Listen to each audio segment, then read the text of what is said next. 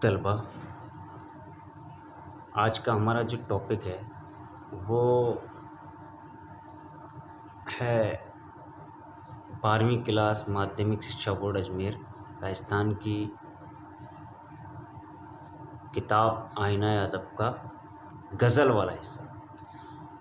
اس میں ہم غزل کیا ہوتی ہے، اس کی تعریف کے بارے میں آج ہم پڑھیں گے۔ اور یہ جو ٹاپک ہے یہ سارے کمپٹیشن کے لیے، ہر طرح کی کمپٹیشن کے لیے ٹاپک بہت ضروری ہے۔ اس کے علاوہ غزل کے بنا تو ہم اردو ادب جسے ہم کہتے ہیں اس کا کوئی تصور بھی نہیں کر سکتے۔ تو آج ہم غزل کا ٹاپک پڑھیں گے، وہ ہے صفحہ نمبر 123۔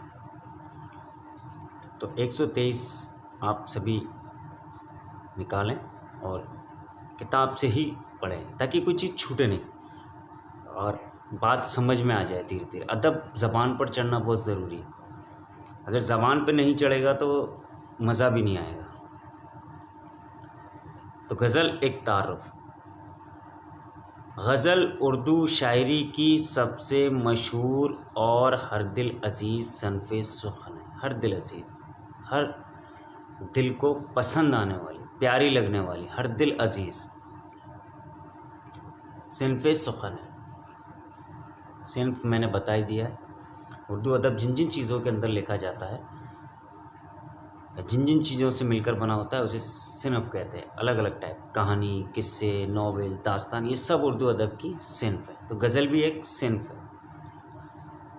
اردو کے تقریباً ہر شاعر نے اس صنف سخن میں اپنی قابلیت کے جوہر دکھائے۔ صحیح بات، ہر شاعر نے، جو بھی شاعر بنا اس نے غزل ضرور لکھی ہے۔ اردو شاعری کے سرمایہ میں بیشتر حصہ غزل کا ہے۔ غزل عربی زبان کا لفظ ہے۔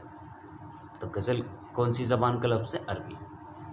اس کی پیدائش عربی قصیدہ سے ہوئی۔ اور کہاں سے نکلی غزل؟ قصیدے سے۔ قدیم عرب قصیدہ گوئی کرتے ہوئے قصیدے کا آغاز تشبیہ سے کرتے تھے۔ قدیم پرانے عرب میں،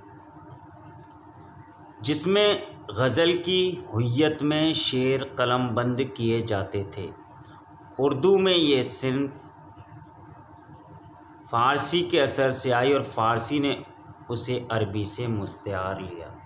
تو یہاں جو چیز سمجھنے کی وہ یہ ہے کہ اردو میں غزل کہاں سے آئی؟ فارسی سے۔ اور فارسی میں کہاں سے آئی؟ عربی سے۔ عربی سے آئی فارسی میں، فارسی سے آئی اردو میں۔ اچھا، تو قصیدہ کی بات چل رہی تھی کہ کہاں سے آیا قصیدے؟ قصیدے کا کیسے آیا کہ قصیدے میں تشبیہ شروع کے جو شعر ہوتے ہیں جس میں حسن و عشق کی باتیں ہوتی ہیں، رنگینیوں کی باتیں ہوتی ہیں، قصیدے کی اسٹارٹنگ ہی اس سے ہوتی ہے۔ تو اور وہ جو لکھے جاتے تھے وہ غزل کے جیسے غزل لکھی جاتی ہے نا، ایسے ہی وہ تشبیہ لکھے جاتے ہیں۔ قصیدے کے کئی پارٹ ہوتے ہیں، اس میں پہلا جو پارٹ ہوتا ہے تشبیہ ہوتا ہے۔ قصیدہ شروع جیسے ہی ہوگا تو وہاں اسٹارٹنگ میں تشبیہ ہوگی، اور تشبیہ کیا ہوتی ہے؟ اس میں حسن و عشق کی باتیں ہوتی تھی، اور وہ جس پیٹرن پر لکھی جاتی تھی، جس ہویت پر، ہویت پیٹرن، شکل، تو جس شکل پر، جس ہویت پر لکھی جائے وہ غزل سے ملتی جلتی ہے۔ تو ایسے غزل اسٹارٹ ہوئی، الگ سے ہی کر دیا پھر اس کا پارٹ۔ حالانکہ قصیدے میں آج بھی ہے وہ، پر قصیدے کا جو پہلے حصے کو چھوٹا حصہ ہوتا تھا اب اس کو بڑا کر دیا، وہ غزل بن گیا۔ غزل کے لغوی معنی عورتوں سے باتیں کرنا یا عورتوں کے حسن و جمال کی تعریف کرنا۔ لغوی معنی، سیدھا سیدھا معنی تو یہ تھا کہ عورتوں سے حسن و عشق کی باتیں کرنا، یہ ڈائریکٹ معنی ہے غزل کا۔ عورتوں کے حسن و جمال کی، عورتوں کی خوبصورتی کی تعریف کرنا۔ لیکن اردو غزل کبھی کبھی اپنے اس محدود و معنی میں قید نہیں رہی۔ یہ دھیان رکھنا، غزل صرف وہیں تک محدود نہیں رہی اب اردو، نہ عورتوں کے حسن و عشق کی بات تعریف کرنے تک ہی محدود نہیں رہی، اب اس سے آگے بڑھ کے نکل گئی ہو۔ اردو شعراء نے اس صرف میں عورتوں کے حسن و عشق، حسن و جمال اور جمال خوبصورتی، اور ان سے حسن و عشق کی باتوں کے ساتھ ہی، اگر اس ٹاپک پر اردو غزلیں بنی بھی لیکن ساتھ ہی کون سی غزلیں بھی آئی، دیگر موضوعات و خیالات پر بھی اپنے قلم کی جولانیاں بکھیری ہیں، کئی ٹاپکس پر بھی لکھا ہے، غزل لکھی گئی۔ شعرائے اردو نے غزل میں مختلف کیفیات و جذبات، مثلاً سیاسی، پالیٹکس کے اوپر بھی غزلیں ہوئیں، سماج کے اوپر بھی غزلیں ہوئیں، معاشرتی مسائل کے ساتھ ہی مذہب، دھرم، دین پر بھی غزلیں لکھی گئی۔ تو اب آپ کہو گے صاحب کہ اگر عورتوں سے حسن و عشق کی باتیں کرنا نہیں تو غزل کیسے؟ نہیں، غزل کا پیمانہ یہ نہیں، غزل کے پیمانے کا مطلب یہ ہے اس کے اندر مطلع ہو، مقطع ہو، اور ردیف ہو، ردیف ہو نہیں ہو لیکن قافیہ ہو، تو اور شعروں کی لائن فکس ہوں کہ 2 لائنوں کو ہی ایک شعر کہیں گے۔ اب اس طرز پہ لکھا گیا ہے، ہر شعر کا دوسرے شعر سے کوئی تعلق نہیں ہو، اگر اس پیٹرن پر لکھا گیا ہے، اب چاہے وہ مذہب کے اوپر لکھو، چاہے وہ فلسفے کے اوپر لکھو، چاہے سماج کے اوپر لکھو، چاہے معاشرت کے اوپر لکھو، چاہے تصوف پہ لکھو، پند و نصیحت کرنے کے اوپر لکھو، وہ غزل کہلائے، دھیان رکھنا۔ تو کہنے کا مطلب غزل صرف عورتوں سے حسن و عشق کے ٹاپک، حسن و عشق سے غزل عورتوں کے حسن و عشق کی تعریف کرنے کوئی نہیں کہہ رہے ہیں، نہیں، اس میں دوسرے ٹاپک بھی آ گیا۔ ہاں، معنی اس کا وہی ہے، معنی تو وہی رہے گا کہ عورتوں سے حسن و عشق کی باتیں کرنا، لغوی معنی ہے عورتوں سے باتیں کرنا، عورتوں کے حسن و جمال کی تعریف کرنا، یہ تو غزل کا معنی ہے۔ لیکن اب غزل اس دائرے سے باہر ہو گئی ہے اور اب ہر ٹاپک پر لکھا جاتا ہے۔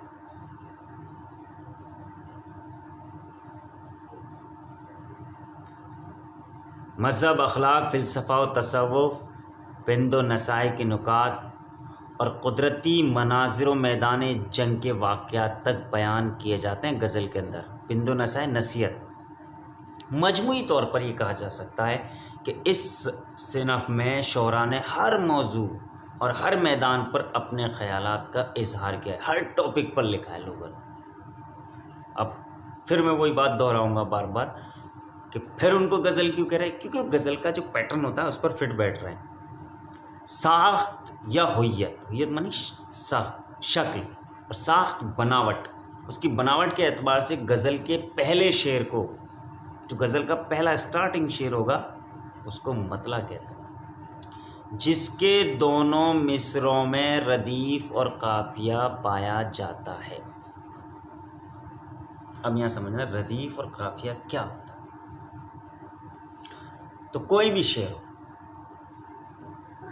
اس کو اندر ردیف اور قافیہ ہوتا ہے۔ شعر کسے کہتے ہیں؟ 2 لائنوں کمپلیٹ ہوئی اس کو شعر، 1 لائن مصرع، 2 مصرے ہو گئے تو وہ بن جاتا ہے ہمارا شعر۔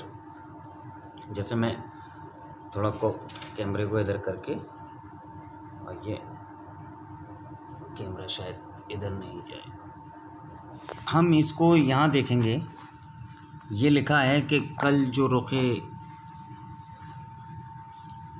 فشار یار نے ٹک دکھا دیا، پانی چھڑک کے خواب سے فتنے کو پھر جگا دیا۔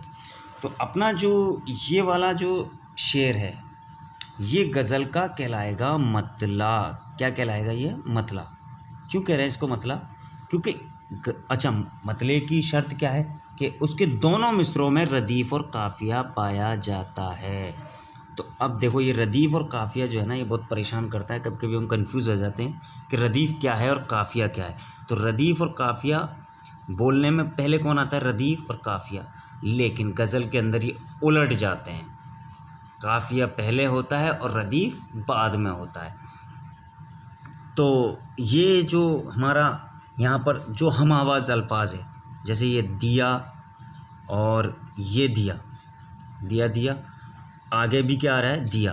تو یہ دیا دیا دیا دیا، یہ ہم آواز الفاظ، ہم شکل، ایک جیسا، ہم شکل، تو یہ ردیف ہے۔ یہ کیا ہے؟ ردیف۔ اور اس کے پہلے جیسے یہ دیکھو ہم آواز، ایک جیسی آواز نکل رہی ہے، شکل ایک جیسی نہیں ہے. جیسے دکھا، جگہ، جلا، تو یہ قافیہ ہے.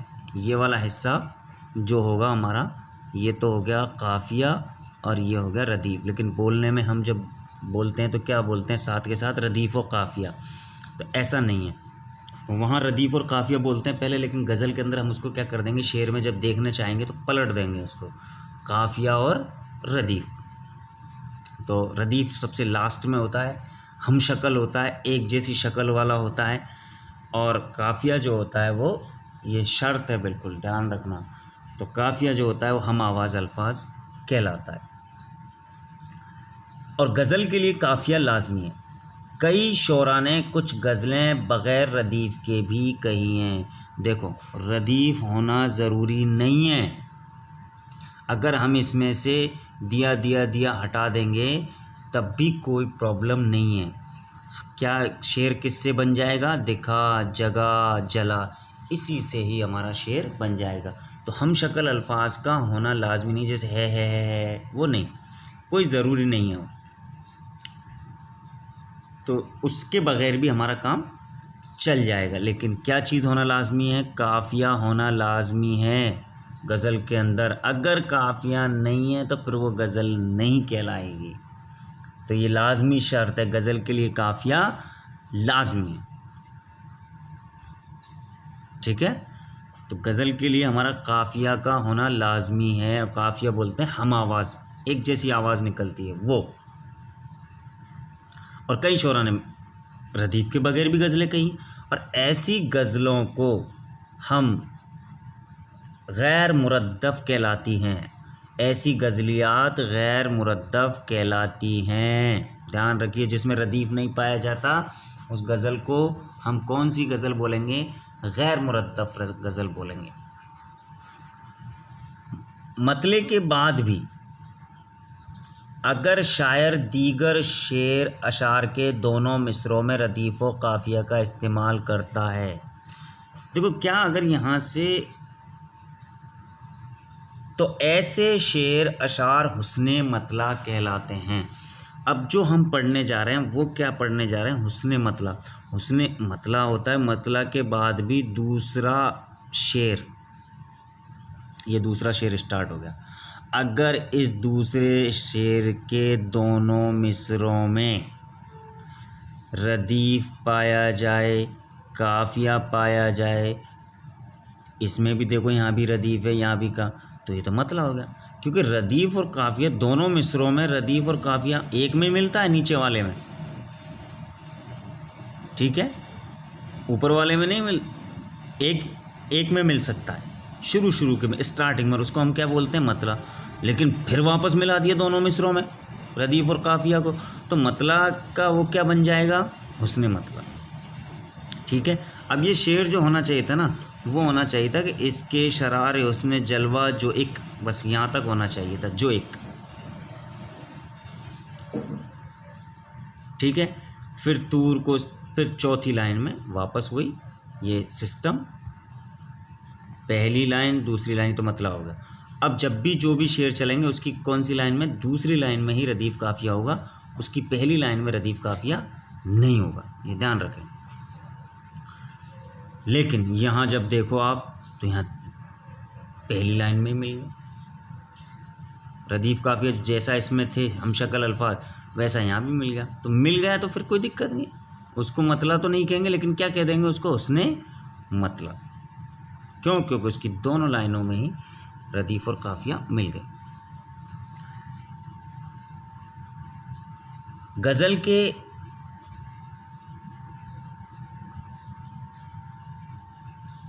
بقیہ اشعار جن کے محض دوسرے مصروں میں ردیف و قافیہ ہو، وہ بیت یا فرد کہلاتے ہیں. وہ بیت یا فرد کہلاتے ہیں. یہ اب جیسے یہاں سے ہم یہ ہٹا دیں، اب بن رہی ہے غزل. یہ بہت کم کام آتا ہے، حسن مطلب بہت کم کام آتا ہے. ورنہ پہلا شعر مطلع ہو گیا، مطلع کے بعد بیت ہے. یہ بیت کیوں؟ کیونکہ اس کے مصرے، شعر کے دوسرے مصرے میں کیا پایا جا رہا ہے، ردیف اور قافیہ. اب تیسرا جو شعر آئے گا اس کی پہلی لائن میں نہیں ہوگا، کون سی لائن میں ہوگا؟ دوسری لائن میں. کیا ہوگا؟ ردیف اور قافیہ. کیسا ہوگا؟ جو شروع میں لکھا ہم نے، جو لاسٹ کے الفاظ ہوتے ہیں، لاسٹ کا جو الفاظ ہوتا ہے وہ ردیف ہوتا ہے. ردیف سے پہلے کیا ہوتا ہے؟ یہ قافیہ. ردیف ہونا ضروری نہیں ہے لیکن قافیہ ہونا ضروری ہے، ہم آواز الفاظ. تو اب ایسے شعر بنتے جائیں گے، غزل بنتی جائے گی. بورڈ نہیں ہے تو تھوڑا دقت آ رہی ہے لیکن پھر بھی سمجھ سکتے ہیں آپ. غزل کا ہر شعر ایک مکمل اکائی ہوتا ہے، یعنی ہر شعر میں ایک مکمل بات یا خیال ہوتا ہے.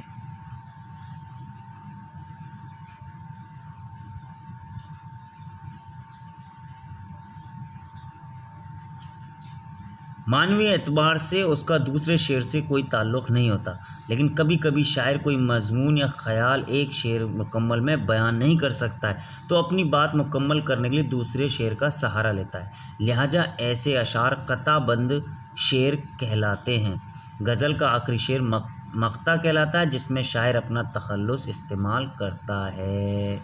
اب دیکھ لو تم، غزل کا آخری شعر، یہ جیسے مانا کہ یہ غزل کا اپنی کا آخری شعر ہے، تو اس میں شاعر اپنا کیا استعمال کر رہا ہے؟ تخلص استعمال کر رہا ہے. دھیان دیں. تو جس غزل کا آخری شعر جس میں شاعر اپنا تخلص استعمال کرتا ہے اسے بولتے ہیں ہم کیا؟ مقطع. کیا بولیں گے اسے؟ مقطع. کیا بولیں گے؟ مقطع بولیں. ٹھیک ہے، تو یہ ہمارا تو غزل کا آخری شعر جس میں شاعر اپنا تخلص استعمال کرتا ہے اس کو ہم مقطع کہتے ہیں.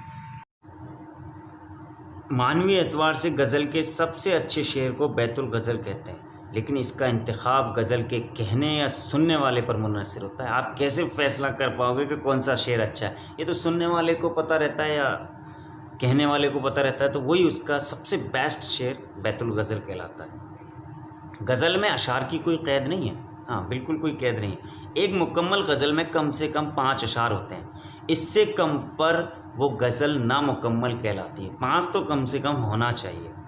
عموماً غزل میں 5، 7، 9، 11، 13، 15، 17، 19 اور 21 اشعار تک ہوتے ہیں، اور وہی وسم اسٹائل میں. اس سے زیادہ اشعار پر مبنی بھی شعراء نے کئی غزلیں کہی ہیں. غزل کی سب سے بڑی خوبی اس کا اعجاز و اختصار ہے. شارٹ پہ رکھیں آپ، غزل شارٹ ہونا چاہیے، لمبی نہیں ہونی چاہیے زیادہ، تو زیادہ بیسٹ ہوتا ہے. اچھا، اس میں ایک چیز اور آئی کہ بھئی غزل کا ہر شعر ایک مکمل اکائی ہوتا ہے.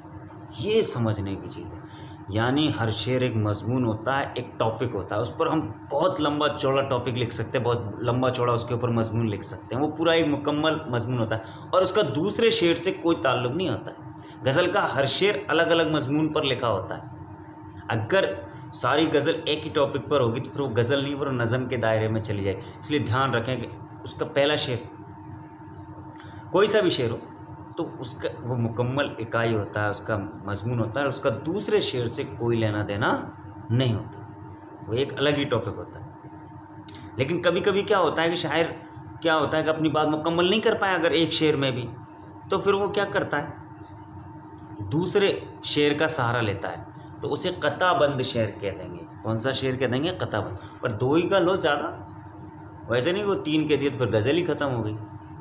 اس لیے ایک شعر میں اگر بات نہیں ہو تو پھر 2 سے زیادہ نہیں،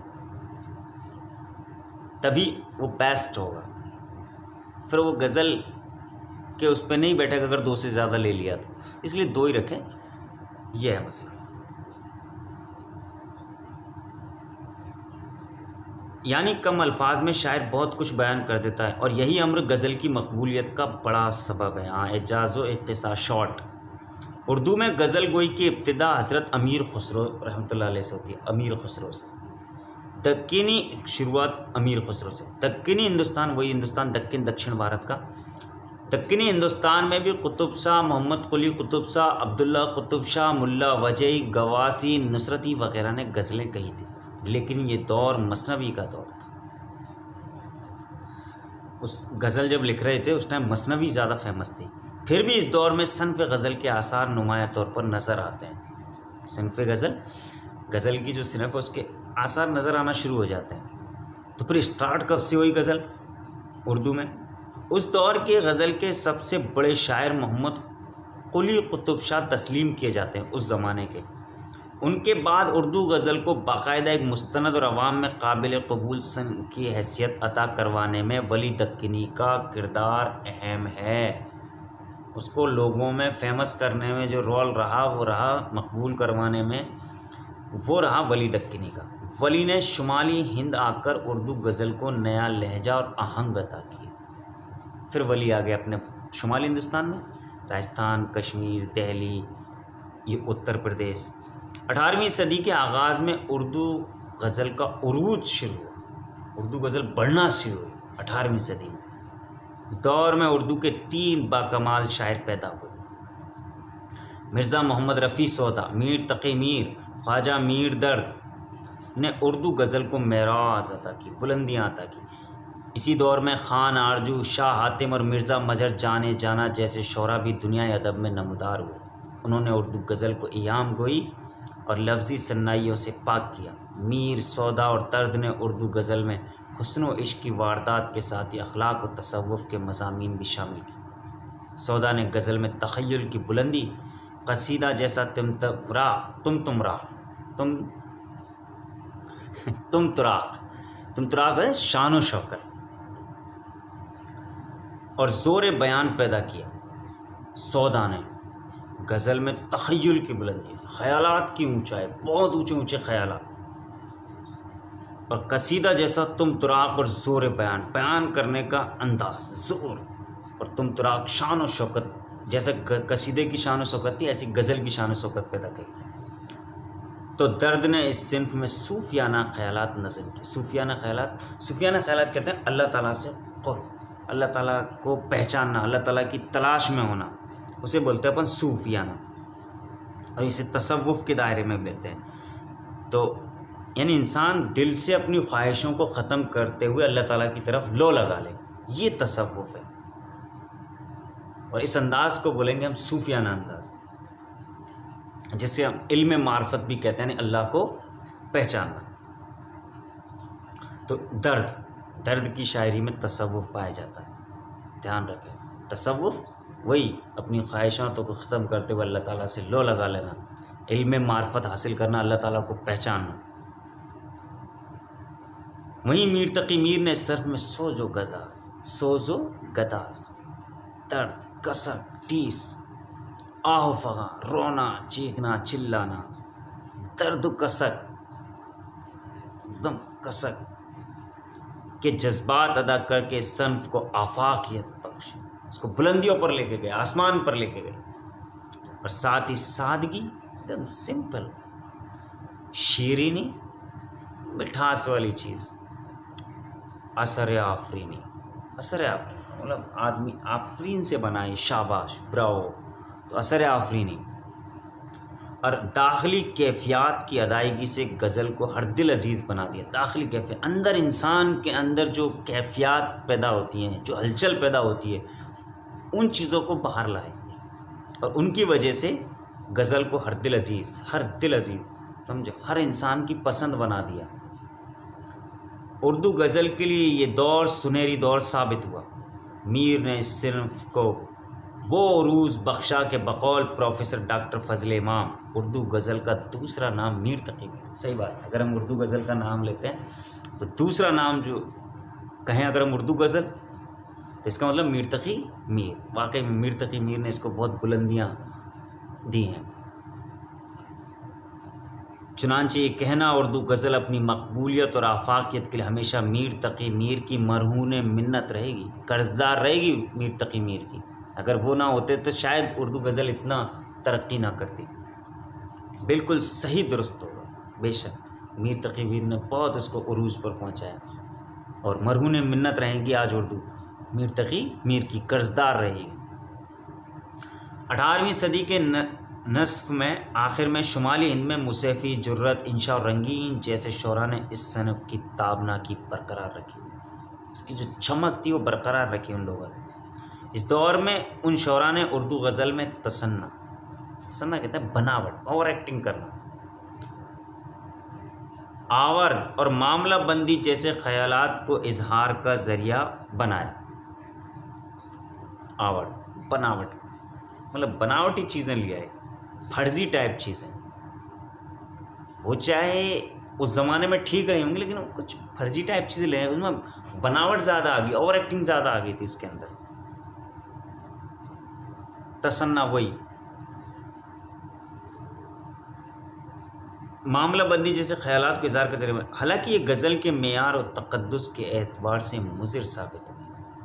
غزل کا جو معیار ہے اس کو پرکھنے کا، اس کو ناپنے کا، اس کو جانچنے کا غزل کو، اور اس کا جو تقدس ہے، اس کی شان ہے، اس کی شوکت ہے، جو اس کی عظمت ہے، اس کے اعتبار سے یہ جو چیزیں تھیں وہ مضر ثابت ہوئی، نقصان دہ ثابت ہوئی۔ کون سی چیزیں؟ تصنع، آورد اور معاملہ بندی۔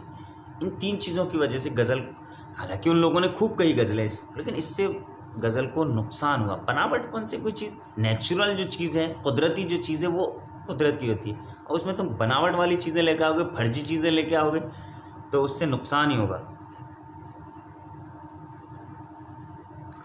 لیکن پھر بھی اردو غزل میں نئے خیالات اور افکار نے اپنی جگہ بنائی۔ پھر چلو مان لیتے ہیں بناوٹ آئی لیکن نئی چیزیں سامنے آئی۔ لکھنؤ کے عیش پرور ماحول میں رہ کر ان شعراء نے غزل میں تصنع، آورد اور معاملہ بندی کے ساتھ ہی عریانی اور ابتذال کو بھی شامل کر دیا۔ عریانیت آ گئی، ننگا پن آ گیا، ابتذال آ گیا، کمینہ پن، ہلکا پن، مطلب بالکل ہی کمینے پن پہ اتر آئے وہ شاعر۔ عریانیت، گندا، فحش، ننگا پن لے آئے غزلوں کے اندر۔ لہٰذا غزل میں محبوب سے چھیڑ چھاڑ، نوک جھونک اور اختلاط کی باتوں کا کھلے طور پر ذکر ہونے لگا۔ تو اختلاط ملنے کا تو کھلے طور پر ذکر ہونے لگا، تو وہ ننگا پن اور فحش اور عریانیت جو تھی وہ لکھنؤ کی وجہ سے آئی۔ لہٰذا غزل میں محبوب سے چھیڑ چھاڑ، اسی دور میں اس کے اثر سے ریختی کی ایجاد ہوئی، اور اسی دور میں ان لوگوں کے اثر سے اردو کے اندر ایک چیز، ایک اور صنف، جیسے قصیدہ ہوتا ہے، نظم ہوتی ہے، کہانی ہوتے ہیں، قصے ہوتے ہیں، ایسی مثنوی ہوتی ہے، ایسی ریختی آ گئی۔ ریختی ایسی شاعری کہلاتی ہے جس میں عورتوں کی باتیں عورتوں کی زبان میں نظم کرتے تھے۔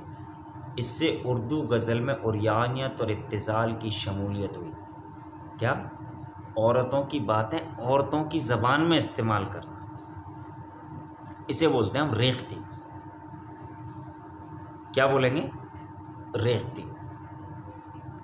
تو اس سے کیا ہوا؟ اسی سے وہ عریانیت پیدا ہوئی، اسی سے فحش آیا، اسی سے ننگا پن آیا، اسی سے ابتذال آیا۔ ابتذال وہی کمینہ پن، ہلکا پن۔ 18ویں صدی کے آخر اور 19 صدی کی شروعات میں اردو غزل کے افق پر شیخ امام بخش ناسخ لکھنوی، خواجہ حیدر علی آتش، شیخ محمد ابراہیم ذوق، مرزا غالب اور حکیم مومن خاں مومن جیسے شعرائے آفاق جس کا پوری دنیا میں چرچا ہو، پوری دنیا میں وہ لوگ مشہور ہو، شاعر نمودار ہوئے۔ آتش اور ناسخ نے لکھنوی رنگ میں رہتے ہوئے غزل میں رنگینی، معاملہ بندی اور آورد کے ساتھ ہی چلو وہ چیزیں لے کے آئے، وہ رنگینی، ابتذال، معاملہ بندی، تصنع، یہ لے کے آئے، لیکن معاملات میں حسن و عشق اور تصوف کے جذبات بھی سموئے ہیں۔ کس نے؟ ناسخ۔ تو دہلی میں ذوق دہلوی نے غزل گوئی میں اپنی استادی اور قادر الکلامی ثابت کی۔ مومن نے غزل میں معاملات عشق کا بیان کر محبوب کے حسن و جمال کو غزل کا موضوع بنایا اور غزل میں تغزل پیدا کیا۔ وہیں مرزا غالب نے غزل میں نئے خیالات اور نئے رنگ و آہنگ پیدا کیے۔ غالب نے چینج کر دیے، نئی نئی چیزیں لائے۔ غالب نے غزل میں روایات پارینہ سے ہٹ کر، جو روایت چلی آ رہی تھی غزل کی، اس سے ہٹ گیا، فکر، سوچ والے شعر، فلسفہ، حکمت، اچھی اچھی باتیں، حکمت کی باتیں، نیا انداز بیان رائج کر کے غزل کو ایک نئی راہ دی، حکمت کی، عقل مندی کی باتیں بتائی۔ یہ دور اردو غزل کا زرعی دور کہلاتا ہے۔ تو فلسفہ اور حکمت کی باتیں جو شروع کی وہ غالب نے کی۔ تو غالب کی شاعری کی خصوصیات یہ ہو سکتی ہے کہ وہ انہوں نے جو شاعری میں فلسفہ اور حکمت کی باتوں کو جگا دی، عقل مندی کی باتوں۔ 19ویں صدی کے نصف آخر میں، 19ویں صدی کے آدھے حصے میں، 1850 میں داغ دہلوی، نصف آخر میں داغ دہلوی، امیر مینائی، جلیل مانک پوری، تسلیم لکھنوی، آرزو لکھنوی، حسرت موانی، فانی بدائن جیسے باکمال شعراء، اور پھر 20ویں صدی میں جگر مراد آبادی، عزیز لکھنوی، اصغر گونڈوی، شاد عظیم آبادی، فراق گورکھپوری، اسرار الحق مجاز لکھنوی، فیض احمد فیض، حفیظ جالندھری، معین حسن جذبی، مجروح سلطان پوری، سردار جعفری، اختر انصاری، جانثار اختر، ناصر کاظمی، ساحر لدھیانوی جیسے شعراء نے غزل کی مقبولیت میں چار چاند لگایا۔ یہ اتنے سارے شاعر تھے، لیکن یہ لکھنے والا بھی پتہ نہیں کون سی دنیا میں رہ کے اس نے اس چیز کو لکھا۔ ایسے ایسے شعراء کے نام لے لیے جن کو اردو ادب میں نہیں جانتے، لیکن ایک عظیم شاعر، دنیا کا سب سے عظیم شاعر، حالانکہ وہ نظم گوئی میں تھے، میں مانتا ہوں، لیکن غزل میں بھی ان کا کوئی ثانی نہیں تھا۔ غزل بھی انہوں نے جب لکھی تو بہت زبردست لکھی۔ تو علامہ اقبال رحمۃ اللہ علیہ، ان کے بغیر تو کچھ بھی، اردو غزل ہو چاہے اردو نظم ہو، شاعری، مطلب ان کے بغیر ایک دم ادھوری رہتی ہے۔ تو علامہ اقبال کا شاید اس میں ٹاپک ہوگا تو بات کریں گے، لیکن علامہ اقبال دنیا کے وہ عظیم شاعر تھے کہ وہ کئی زبانوں میں ان کو لوگ پڑھتے ہیں۔ آج ہم دیکھیں، اگر جیسے کبیر ہوا، یہ ہندی کا شاعر، ہندی زبان سے، شیکسپیئر ہے انگریزی کا شاعر، لیکن علامہ اقبال فارسی کے بھی، عربی کے بھی ہے، اردو کے بھی ہے، اور اب تو اٹلی کے اندر بھی ان کے ترجمے ہو رہے ہیں۔ تو دنیا میں یہی دیکھ لو، کوئی بھی شاعر جو ہوا اپنی مخصوص زبان کے اندر شاعر ہوا، لیکن علامہ اقبال ایسے نہیں۔ علامہ اقبال زبانوں کی حدوں سے بھی باہر نکل گئے، اور یہ چیز سوچنے والی چیز ہے۔ انہوں نے کس بحث پر نہیں دیا ان کو، وہ ایک الگ مسئلہ ہے۔ ہو سکتا ہے وہ نظم کو کے شاعر مانتے ہوں، پر اردو نظم ہو چاہے اردو غزل، کوئی بھی ان کا کوئی ثانی نہیں تھا۔ اگر ہم غالب کو تھوڑا اوپر رکھ دیں، لیکن غالب جو تھے صرف ایک ہی زبان کے شاعر تھے، اور علامہ اقبال اور غالب کے جو ٹاپکس تھے وہ ایک دم فکس ٹاپکس تھے۔ علامہ اقبال کے ٹاپکس کی کوئی حد ہی نہیں ہے، ہر ٹاپکس پر انہوں نے لکھا۔ ان سے بہتر شاعر نہ تو میں یہ تو بھوشوانی تو نہیں کر سکتے کہ نہیں ہوگا، پر یہ آج تک نہیں ہوا، اور 99% تو نہیں ہوگا، کیونکہ وہ جو لکھ کے گئے وہ مکمل سا لگتا ہے ایک دم، اور ایسا لگتا ہے کہ وہ بالکل ہی قیامت تک وہ شعر جو کلام ہے ان کا قیامت تک ہی راہ دکھاتا رہے گا، کیونکہ انہوں نے جو لکھا قرآن سے لکھا ہے، اور قرآن ایک آفاقی کتاب ہے، اور جو بھی لکھا انہوں نے قرآن کو سامنے رکھ کے، اسلامی تاریخ کو سامنے رکھ کے لکھا ہے۔ اس لیے علامہ اقبال کو زیادہ سے زیادہ پڑھیں۔ ٹھیک ہے، آج کے لیے اتنا ہی، کل جو غزلیں ہیں اس ٹاپک سے ریلیٹڈ وہ دیکھیں۔